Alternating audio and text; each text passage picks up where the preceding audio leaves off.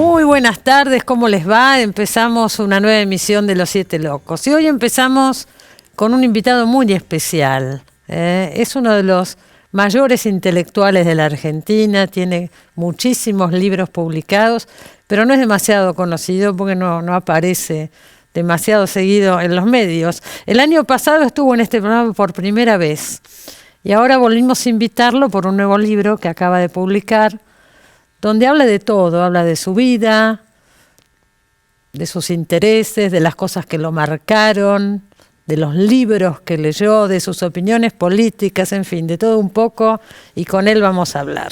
Ahí lo presentamos. José Emilio Burucúa es historiador del arte, crítico y escritor. Doctor de la Universidad de Buenos Aires, miembro de las Academias de Bellas Artes e Historia y profesor en distintas universidades. En 2016 recibió el premio Konex de Brillante. Es autor, entre otros títulos, de La imagen y la risa, Cartas norteamericanas y Cartas berlinesas. Excesos lectores es su último libro publicado. Bueno, señores, acuérdense, José Emilio Burucúa, le vamos a decir Gastón. Sí. La última vez que estuvo acá explicó por qué. Explícalo cortito por si alguien no lo vio, porque que entienda por qué dos nombres. Era un nombre que me quería poner mi padre y no estaba en el santoral, y entonces así, me puso el mismo nombre que él. Te puso el nombre de él, pero siempre te dijeron Gastón. Así es. Pero de todas maneras los libros los firmás como José Emilio. Y sí, por cuestiones de currículum.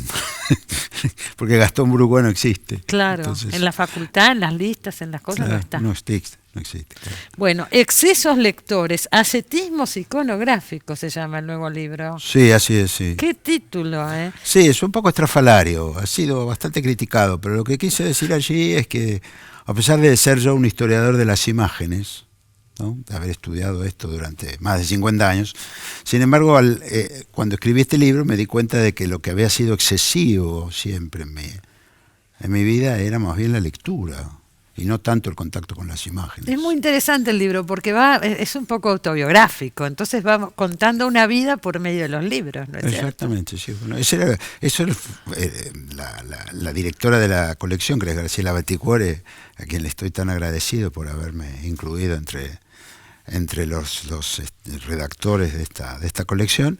Era la directiva de ella, ¿no? Hablar de tus lecturas. De la vida y las lecturas. Acá estuvo este año, o a fines del año pasado, no me acuerdo, estuvo en Oeggy Trick, que también integró esta colección. Se convoca a autores a hablar de los libros que los marcaron, de alguna manera, a lo largo de la vida, desde la infancia, ¿no? También estuvo Daniel Link, Silvia Parraguirre. También, ahora, hay unos cuantos, sí. Bueno, sos el segundo que viene, ha estado en Oeggy Trick acá. Partimos, vos aprendiste a leer muy chiquito. Sí, aprendí a leer de chico, sí. Pero muy chico. Sí, a los 5 años, digamos, sí. Antes que de ir al colegio. Sí, antes de ir al colegio, sí. Pero mi primera experiencia de lectura integral, completa, plena, fue a los 6, con una película.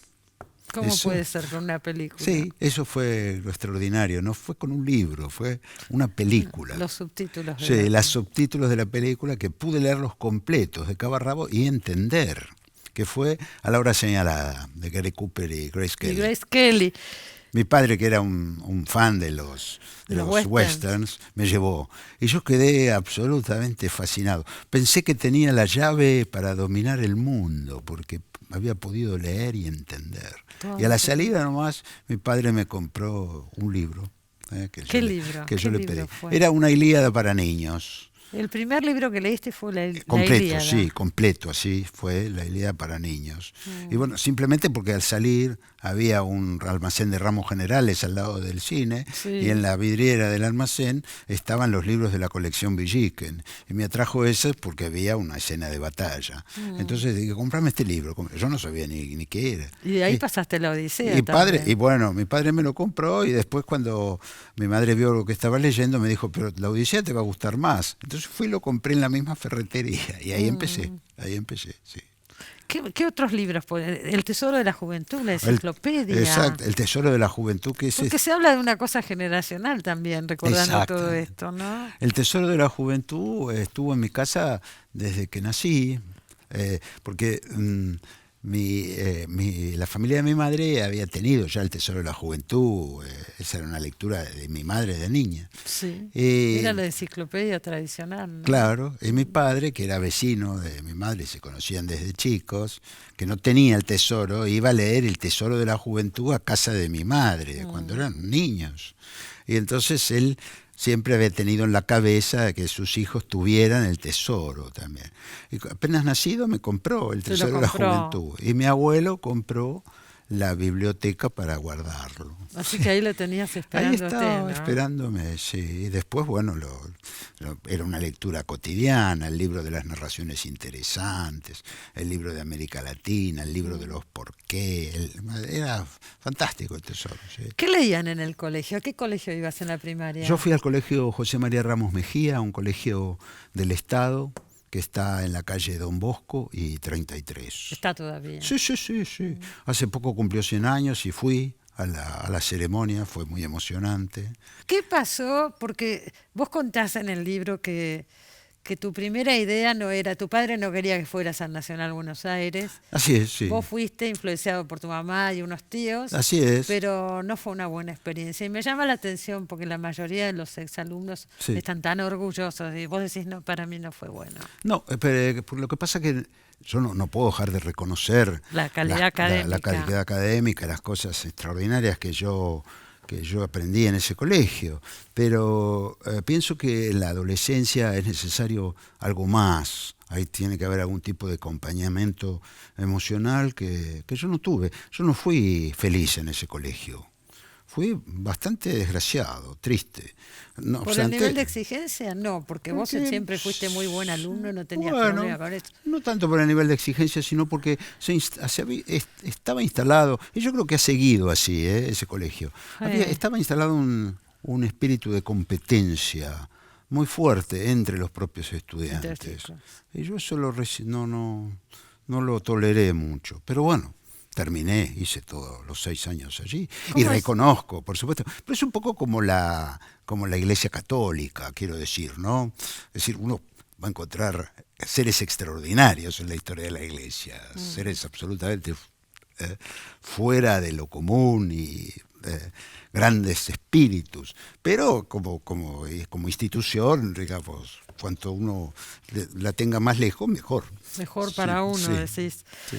De todas maneras, en la secundaria vos marcás algunos libros, descubrís la literatura argentina, por ejemplo. Sí, claro. La radiografía de la Pampa, por ejemplo. Martínez Estrada. Claro. Después Borges, ¿no? Las ruinas circulares. Ese fue el primer cuento de Borges que yo leí gracias a un profesor que se llamó de Sousa. Él fue el profesor nos hizo leer también La trama celeste de Bioy Casares. Y a Roberto Al también le llegó. A Roberto Al, el juguete rabioso. Exactamente. Sí. Y eso fue, y también, por ejemplo, los podríamos llamar los argentinos del 19, Facundo. Por ejemplo, yo recuerdo que de Facundo, el profesor, que era Delfín Garaya, nos hizo una presentación tan extraordinaria, sobre todo el capítulo 5 del Facundo, que nos hizo ver hasta qué punto era cinematográfica la presentación del personaje, ¿no? Pues no se nos dice que es él, ¿no? Y se nos cuenta toda esa historia de cuando lo persigue el tigre en los llanos de La Rioja y que él se tiene que subir a un árbol y está a punto de caer, pero una partida logra salvarlo del tigre y él es el que lo mata, y es Facundo. Entonces es una presentación fuerte, extraordinaria. Y ahí, bueno, esa figura fascinante de Sarmiento. Y después todos los poetas, Guido Hispano, Legario Andrade, todo eso, y la gauchesca, el Martín Fierro otra vez, y Rafael Obligado, que me atrajo tanto, el Santos Vega, ese romanticismo gauchesco. Toda la gauchesca te atraía. Sí, extraordinariamente. ¿Tu padre era médico? Sí, así es. Sí. ¿Y estudiaste medicina? Empecé a estudiar medicina, sí, pero no soporté. No soporté porque era muy autoritario eso. ¿La facultad de medicina? Sí. ¿Qué la época era? No tanto. A ver, ¿qué año era todo esto? En el 64. 64. Claro, antes del golpe. Sí, no. Es decir, la Facultad de Medicina yo creo que sigue siendo bastante autoritaria. Sí, me da la sensación, sí, porque forma parte de la mentalidad del médico. En aquella época, y yo no lo soporté eso, ¿no? Porque había cosas, yo recuerdo, era estudiante de anatomía y el profesor me preguntó a partir de la inserción muy pequeña de un músculo, de qué músculo se trataba. Sí. Y yo dudé no me acuerdo, en el cual dije, no, debe ser el primero. Dije el primero, me puso un 0. Y a la clase siguiente me hizo la misma pregunta y dije, no, es el otro. Ese es obvio. No, y me volvió a poner 0. ¿Y cuál era entonces? No lo sé, porque yo le pregunté y él se negó a contestarme y ahí fue un poco violenta la cuestión y bueno, yo me fui. Pero y dejé la carrera. Y sí, porque no soporté esa... Y eso que Pero eso era normal, porque uno puede decir es un profesor. No, eso era normal. Eso era normal. No se discute nada de absolutamente. Yo recuerdo haber visto profesores que tomaban examen de espaldas en la Facultad de Medicina. Sí, absolutamente. Mi padre era profesor de esa facultad. No hacía eso. Pero era muy estricto también. Mi viejo no hacía eso. Pero era un hombre muy autoritario. Y bueno, parecía que el sistema... Y eso yo pensé, voy a hacer, como diría Rafael Obligado, una pampa doliente sobre la pampa argentina. Entonces no quise y bueno. ¿Y tu padre, que era autoritario, qué dijo cuando dejaste medicina? Pero mi padre fue otro hombre. Es una cosa increíble. Porque, sí, mi padre había sido muy exigente, pero cuando le dije que yo no quería estudiar medicina, fue como si lo hubiera liberado de un gran peso, de una gran responsabilidad, que era de transformarme en un médico excelente. Lo liberé, y entonces mi padre se convirtió en otra persona. Fue como un gran amigo que tuve a partir de ese momento. Sí. Fue positivo en todo sentido. Absolutamente, sí. De todas maneras, yo siempre pienso, ¿no? Varias veces hice el intento de estudiar medicina de grande. Bueno, porque siempre me atrajo la medicina y sigue haciéndolo. Pero no fue posible por ese clima que no lo aguanté.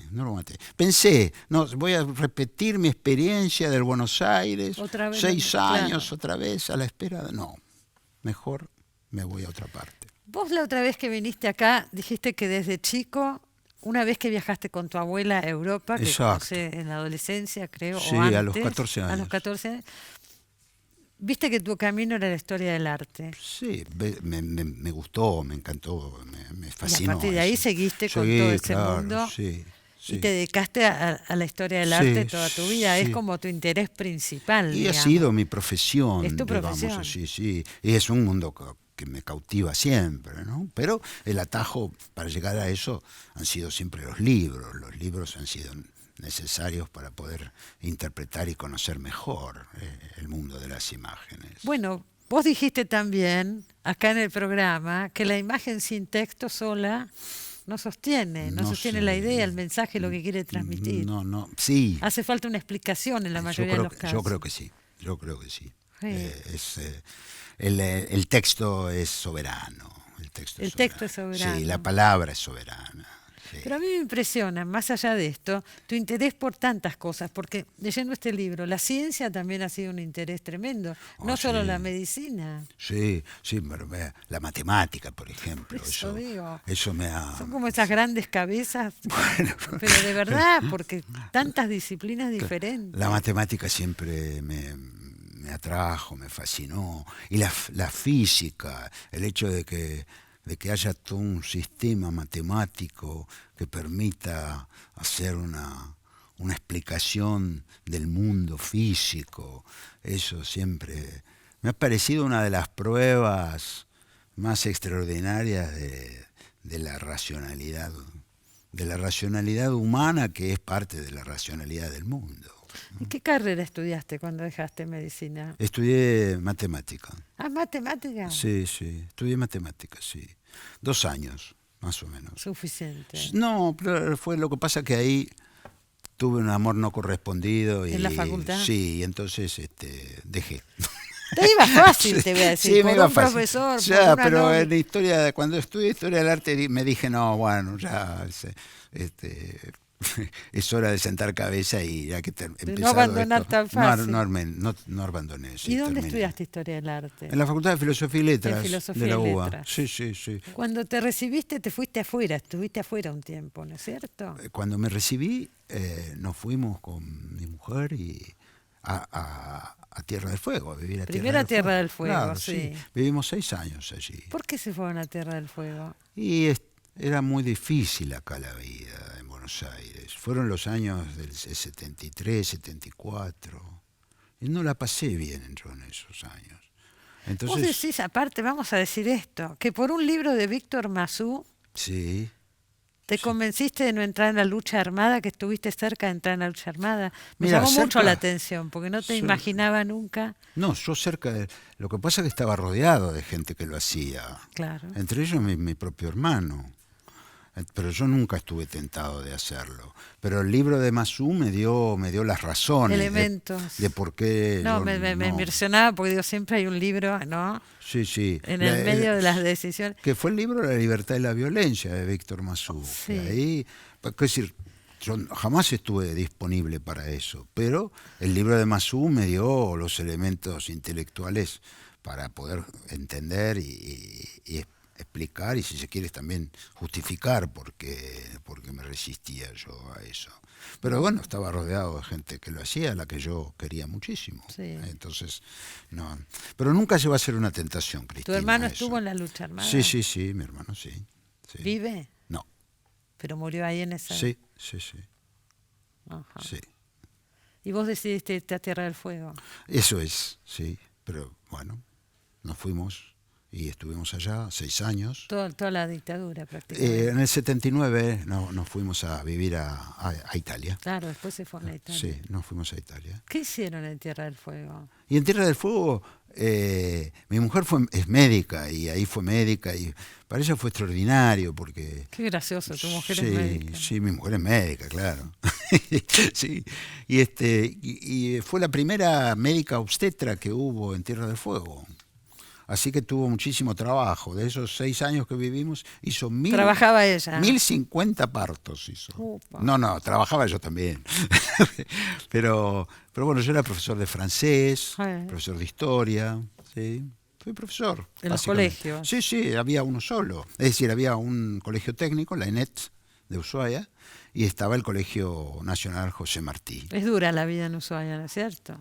Éramos muy jóvenes y tuvimos uno de nuestros hijos allá, así que nosotros la pasamos bien en Tierra del Fuego. ¿Sí? Y después allá la dictadura no se hizo sentir, ¿no? Era una comunidad muy chica. No hubo un solo desaparecido. Hubo gente de Tierra del Fuego desaparecida, pero que vivía en Buenos Aires y sobre todo en La Plata. En La Plata hubo muchos fueguinos desaparecidos. Pero no allí, a ninguno lo sacaron de allá. ¿No? Es decir que... Y eso es porque, claro, era tan pequeña esa sociedad que había formas de control social, ¿no? Me imagino, claro. Que no hubiera sido realmente intolerable, creo yo, una cosa de ese tipo. Así que fue... Y después hubo un juez que debe haber sido de los pocos que otorgó habeas corpus allí, que era el doctor Corbalán de la Colina, un gran hombre y que después, bueno, hubo un momento en que los militares lo sacaron, ¿no? Lo sacaron y pusieron a un militar en su reemplazo. ¿A un militar? Sí, un abogado naval. Abogado militar. Un abogado naval. Así que prácticamente, figúrate, tenían la suma del poder público, porque sí. Obviamente. Claro, era un capitán de navío que era abogado y que tenía que responder al almirante, que era, o sea, que era la suma del poder público. Seguro. Bueno, como en todo el país, pero pasa que se veía, incluso eso se veía más. Y a Corbalán lo sacaron, precisamente por un habeas corpus que él dio. ¿Sí? Pero, por eso digo, hasta en ese sentido uno tenía un contacto con funcionarios que hacía que fuera muy difícil, ¿no?, pasar ciertas barreras que acá se pasaron. como si nada. Pero se fueron a Italia, después Después nos fuimos a Italia, sí, sí.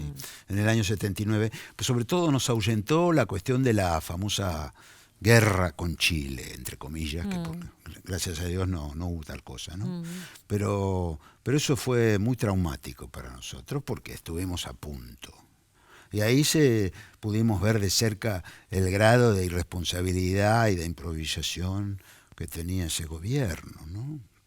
En el principio del libro, vos decís que citás una frase que ahora no me voy a acordar, pero si la tengo, la busco por acá, la tengo. Sí. Pero decís que en general la lectura siempre te dio alegría, satisfacción. En general sí. Y que hay muy pocos casos que te dio enojo, que te dio bronca, que te dio Sí. unas cartas que te mandaron tus hijos. No, primero. bueno, pero ellos tenían razón. Tenían entonces, razón los chicos, digo.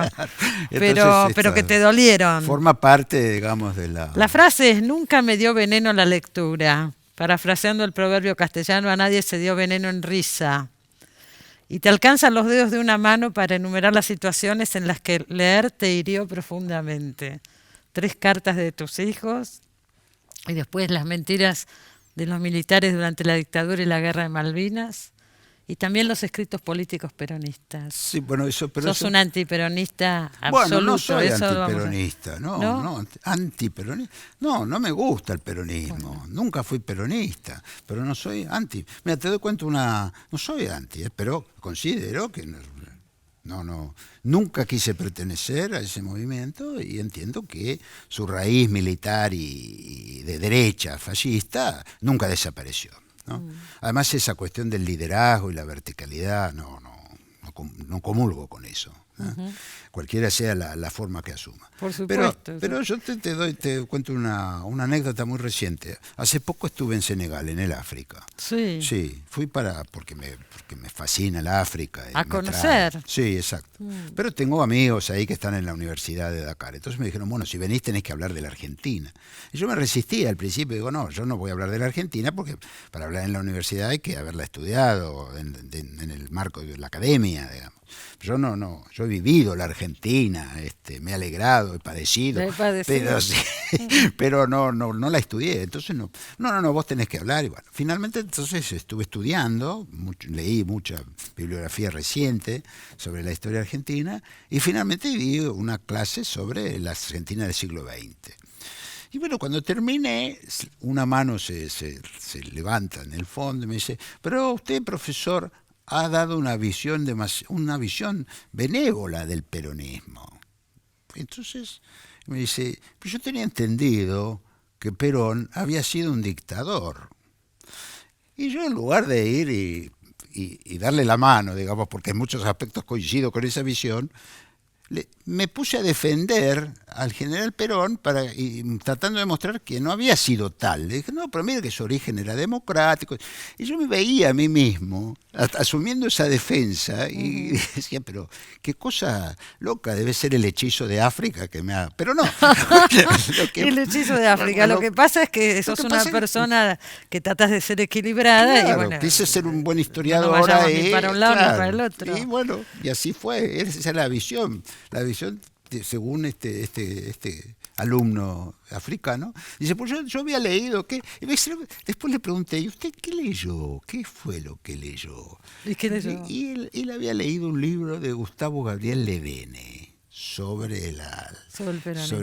Bueno, era sobre historia argentina en general. Pero claro, terminaba en el peronismo con una visión bastante negativa, ¿no? Y eso es lo que había leído. Señores, si quieren seguir con todos estos temas, excesos lectores, ascetismos iconográficos. Nombre complicado le han puesto al libro. Yo le puse. Bueno, un poco complicado. Me confieso, sí. Pero es una guía de lectura impresionante. O sea, lo que hemos dicho acá, lo que se ha hablado acá, son poquísimos temas al lado de todo lo que toca y con la profundidad que lo toca. Muchas gracias. Gracias de nuevo, Cristina, por haber venido. Gracias a vos por invitarme, Cristina. Nos vamos a un corte, ya volvemos.